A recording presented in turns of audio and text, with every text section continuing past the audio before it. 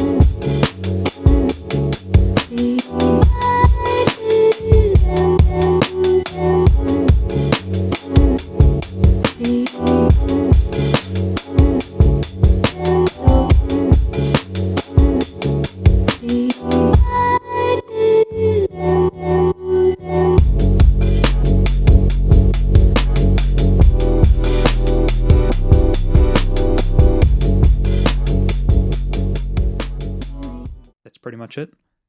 I have the main sample, which has an intro and outro variation, and then 2 variations throughout the middle of the song. I have my drums, which are just kick, hi-hat, snare. I tapped them out on drum pads on a keyboard and intentionally didn't quantize them to give them a human feel that I think works pretty well for this style of old school sampled hip-hop. And then I have that Alchemy bass, which is a pretty simple sine bass. I think it fits this type of production really well. A little bit about how I made this track and how I make a lot of my sampled hip-hop tracks. I'll start by bringing a sample into Serato Sample. In this case, it was a Vinyl Frontier track I heard on YouTube. If you haven't heard of Vinyl Frontier, definitely go check them out. I dragged that sample into Serato Sample. I'll turn off the processing to show you what the chops sound like.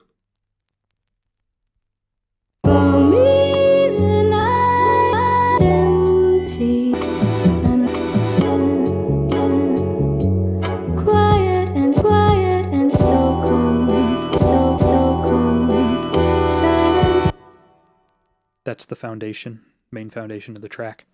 All I did to alter the sample was pitch it up 2 semitones and sync it to the BPM of the track, which is 140 BPM.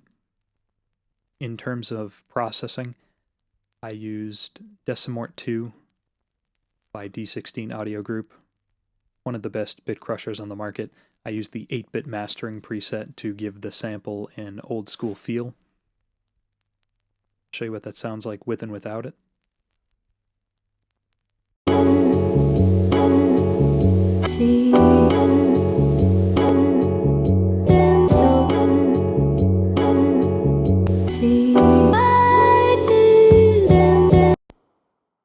It's great. It makes the sample sound like it was ran through old school sampling hardware.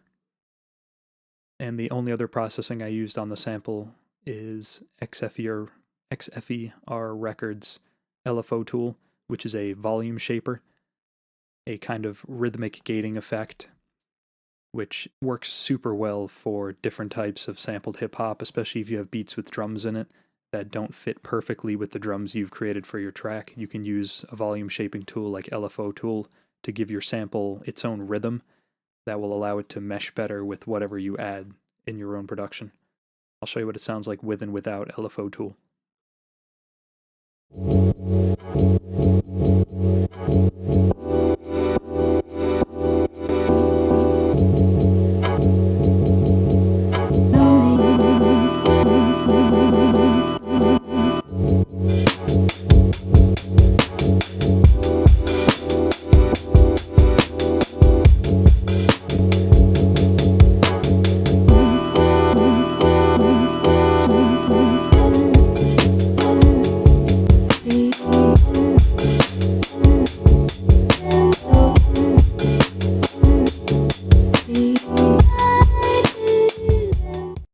As you can tell, that's a super important component in terms of letting this sample fit well in the production. And I used LFO tool as well as the same decimort preset for the intro and outro sample in the song.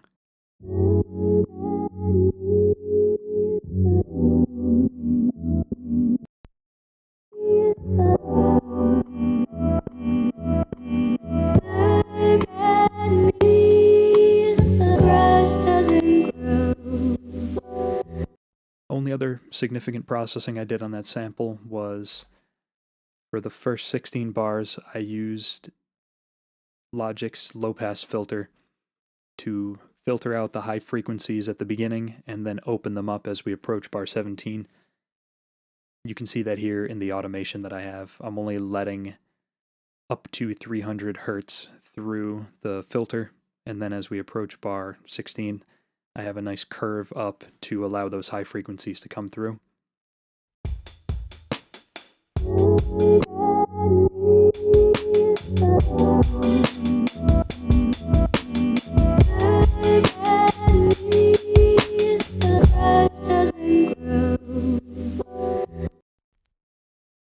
That's pretty much it for the sample. Moving on to the drums. I didn't do any processing on the individual kit components. I just did the multi-channel output routing for ezdrummer. You go into the mixer, you can see all of the different individual components are routed out to their own channel in Logic. I like to do that just to divide things up in case I want to do processing down the line on each individual component. In this case, I didn't think it needed it, and with ezdrummer, they do equalization and compression for you in the plugin, so you don't have to do too much mixing on your end. Only processing I did was a volume fade-in automation from the first bar to bar 17, where I slowly brought in the volume of the drums. It'd be kind of intense to start off with the full drums hitting you in the face right from the minute the song starts.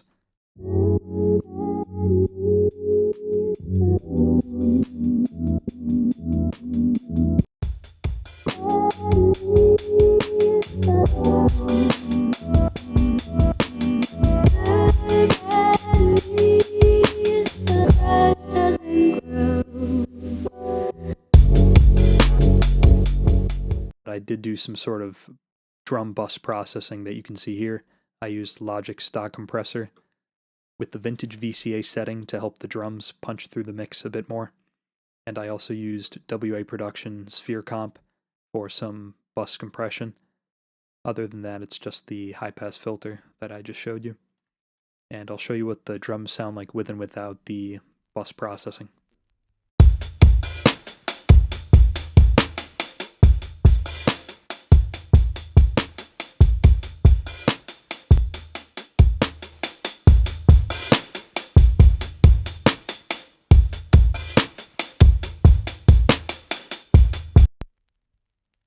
As you can see, the Logic compressor is doing most of the heavy lifting here.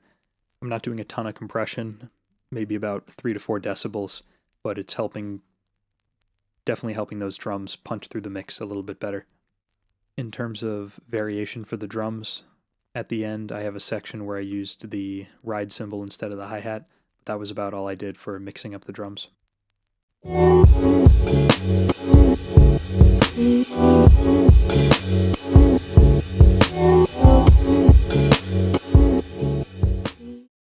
I didn't do a lot of mixing in this track as a whole because something like this I would want to have a vocalist over.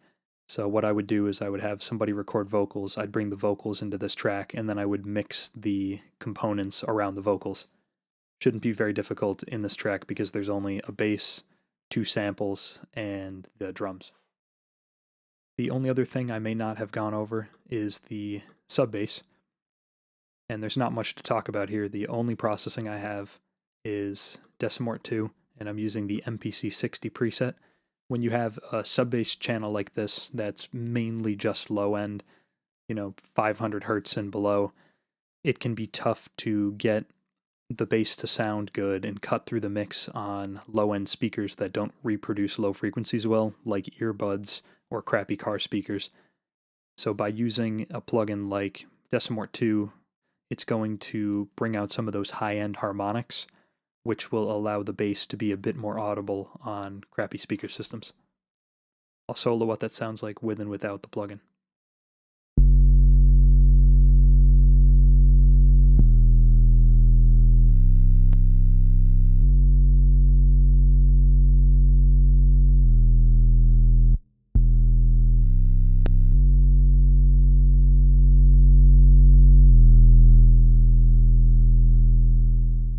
In terms of the other processing I did, I'll open up the mixer. And the only thing notable is I have one reverb channel that the sample is being fed into, as well as the bass. And it adds just a little bit of depth and ambience to those two components. I'll solo that reverb channel so you can hear what that's doing.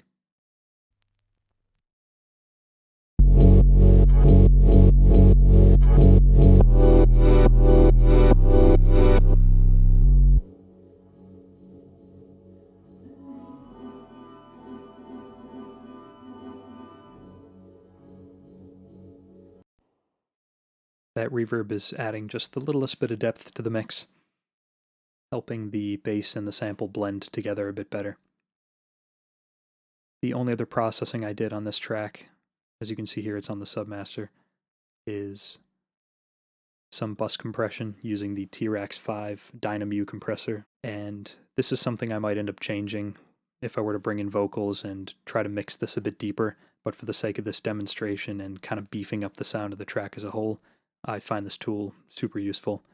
It has a really great tube coloration to it, and I'm not doing a ton of gain reduction, but I am boosting the output by almost 2 decibels, and it helps glue everything in the mix together and make things a bit louder.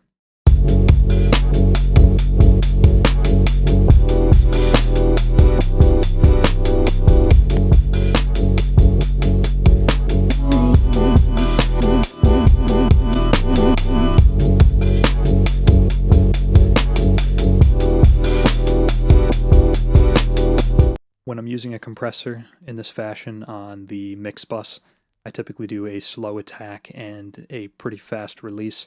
The slow attack to allow the transients, like the drums, to cut through, and they're not going to be compressed super hard, which is going to, smash the mix as a whole. So I'm letting the transients through with the slow attack, and then the fast release, so that the overall compression isn't as noticeable. I'm also using a limiter after an equalizer here in the middle.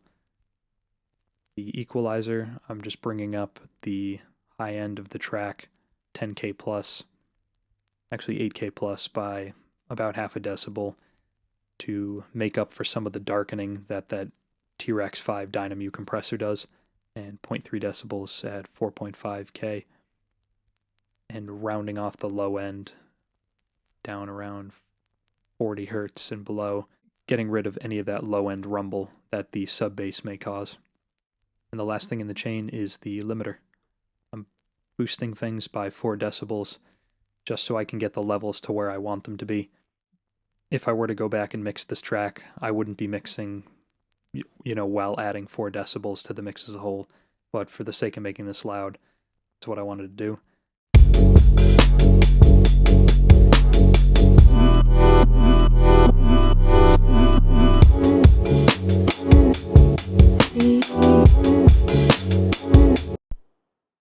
That's pretty much it for the entire beat.